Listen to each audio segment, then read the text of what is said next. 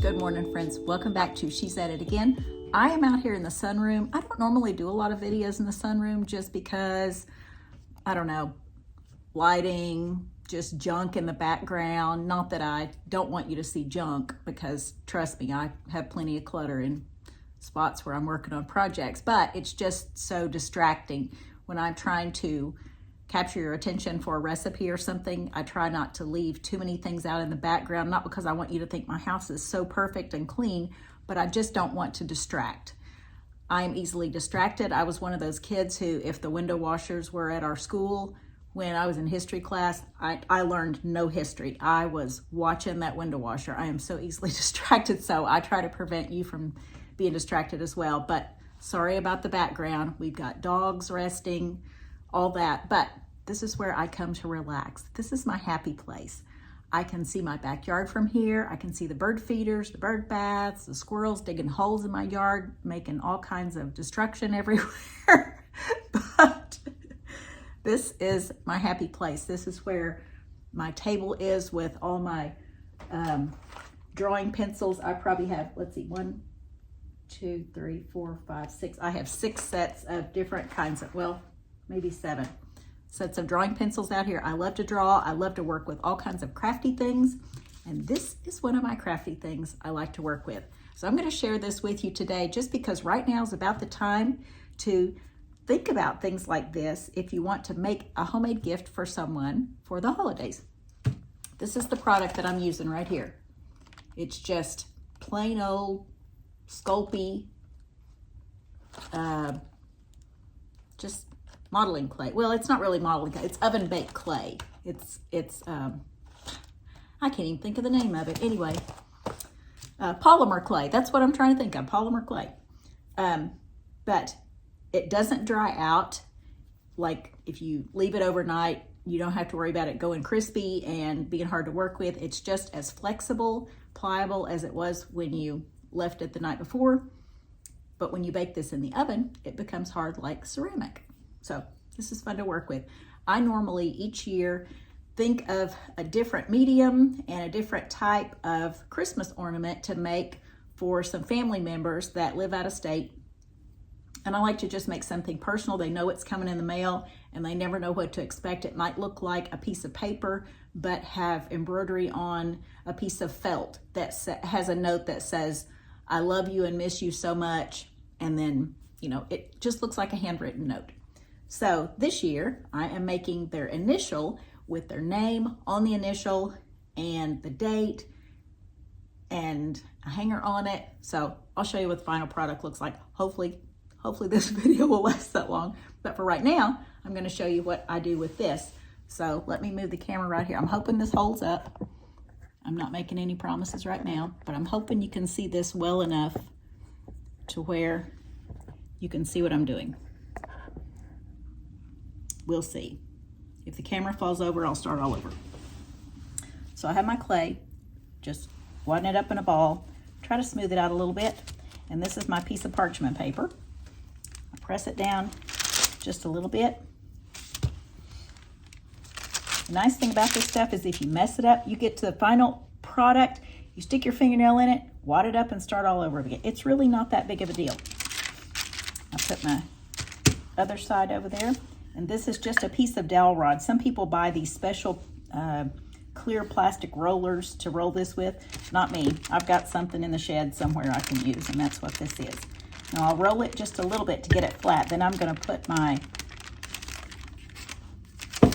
little sticks down because I want them all to be the same thickness. I don't want it thick on one side, thin on the other, or this one thick and another letter that I'm doing for someone else to be super thin.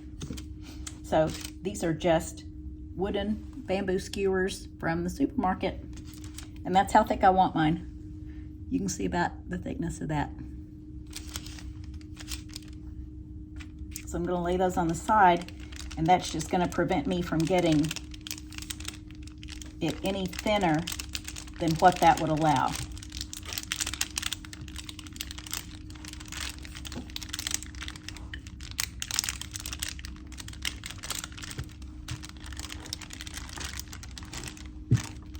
Sometimes the parchment wrinkles up and I just have to peel it off and get the wrinkle out of it. It's not wrinkling up right now, but I'll show you how easy that parchment is to come off. See, just like that, just peels off. And I can take it like that, still flexible. Our street sweeper is coming down the street right now, and it's making a super loud noise. Well, super loud for our neighborhood.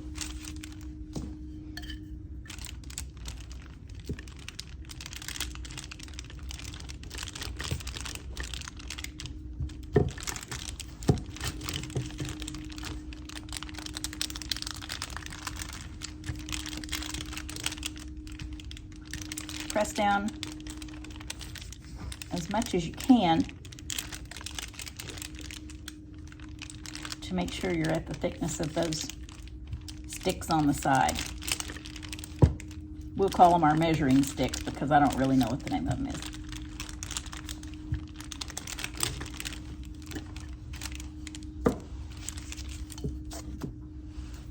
All right, set this aside.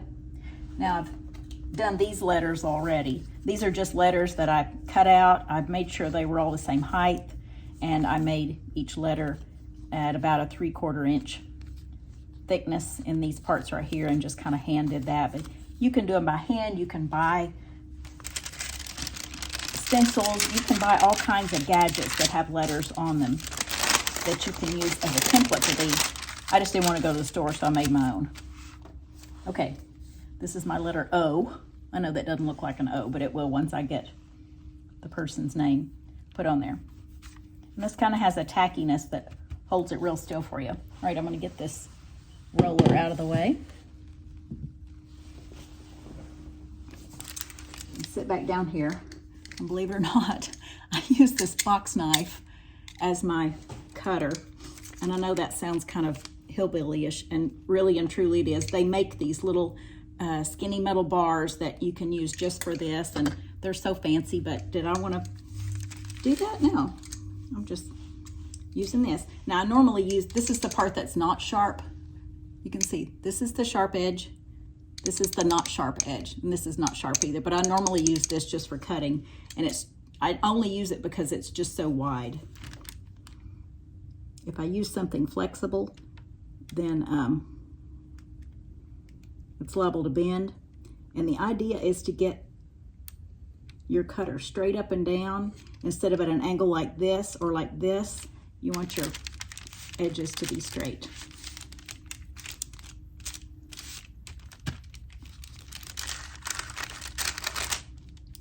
So that turned out pretty straight right there. You'll notice I have rounded corners on these. That was just the design that I went with for this time. They don't always have rounded corners on them now.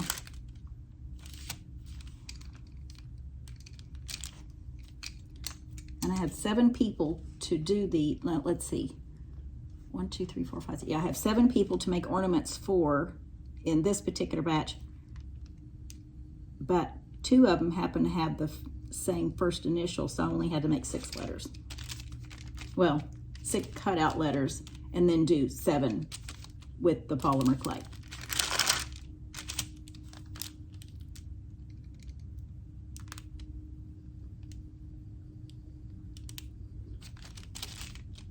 Okay, so we have the edges cut off. Make sure you keep all the polymer clay peeled off your blade so it'll be nice and clean for cutting. And with the corners of it, I just go straight down and get it as smooth as I can. Picking up all the leftovers and just putting them in our little pile of clay right there. The nice thing about these too is once they're baked, you can take an emery board, like a nail file emery board, or a piece of sandpaper or something like that, even probably the edge of a sharp knife, and get out any imperfections that might have been in there and you didn't realize, and it kind of baked into the product. Need to smooth that side out better.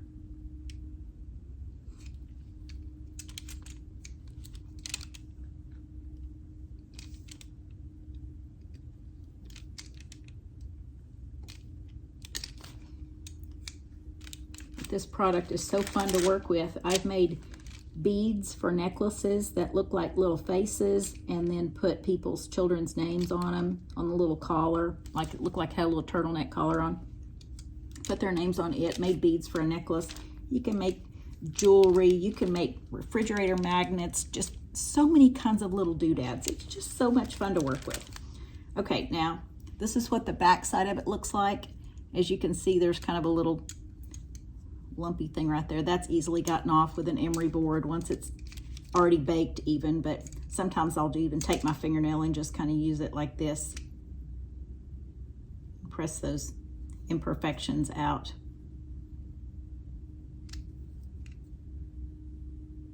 And you're probably wondering, what are you going to get that circle out with in the middle there, Tanya? Well, I'm going to show you.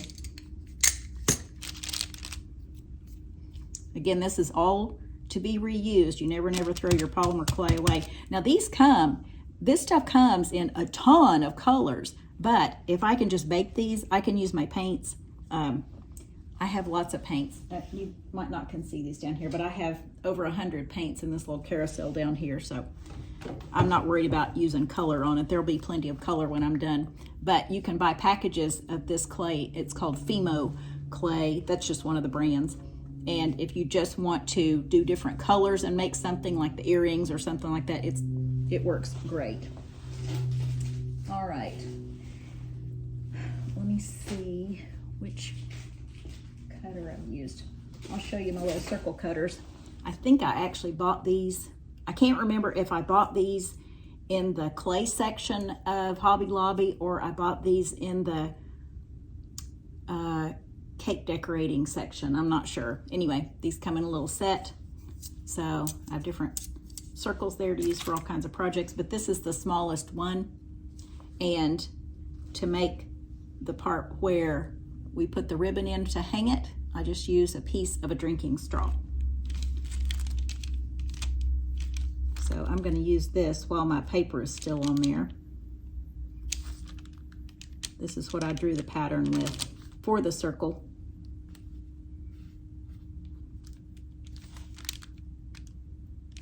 And then I can just pull it out like that. That's what came out.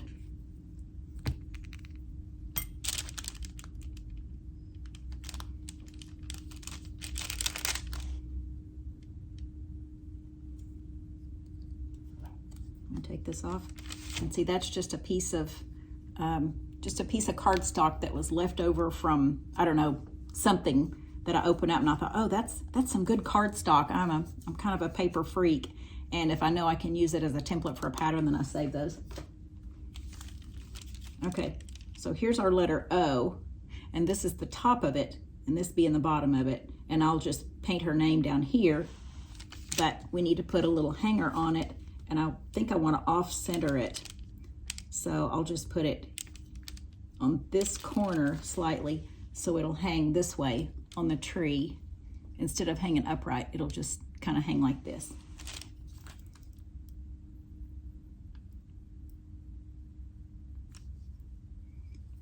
Put the straw in, twist it,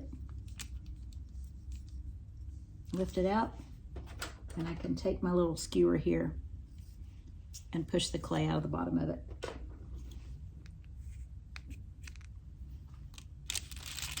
Okay, so that's our letter O, and now we're going to bake these off. I'll show you what my pan of letters look like. Okay, our lighting is not super great over here, but I just want to show you my other letters here. Of course, an A, C, S, J, J, L, and O, and we're going to bake these off. And I think I'm supposed to bake these at like 350, 375 for maybe like 12 minutes per 1/4 inch. And all these are the same thickness, so I'll measure them and see how long I need to put them in the oven. But anyway, we'll pop these in the oven, bake them off, make sure your oven is preheated. There's plenty of instructions on how to bake these on the package of the Sculpey clay. So if you're thinking about using this stuff, it's so easy and it's so forgiving to mess with, unless of course you burn it in the oven or something like that. It's pretty much foolproof. So, okay, we're gonna bake these off and then we'll come back and you'll see what else we'll do with them. Okay, I just want to let you know, I looked at my piece of paper. I have it on this parchment down here to remind myself when I roll it out. I'm supposed to bake it for 275 for 15 minutes per every 1/4 inch of thickness in there. So that's probably not even a 1/4 inch thick. It's probably more like between an 1/8 and, I don't know, 3/8, something like that. I don't know. But anyway, I don't think it's quite a 1/4 inch. Yeah, it'll be less than a 1/4 inch. So we'll put it in there for maybe, I don't know, 12 minutes or so and test it. And there's a way you can test it to make sure it's not underbaked. And of course, you probably won't overbake it unless it's burned. So anyway, okay, I have my oven preheating right now out here in the sunroom, and we'll get these baked off. So we'll be back.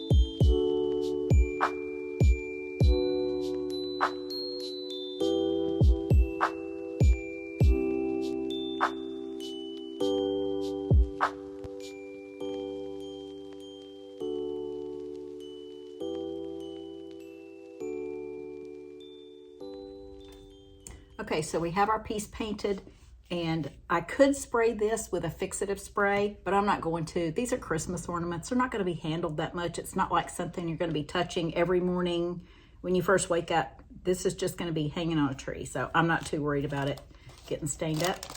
I just have some jute cord right here. This is pretty thin jute cord, and I'll cut about 12 inches off of it.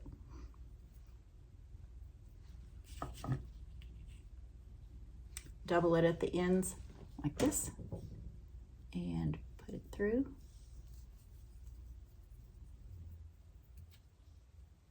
Bring it back through the end.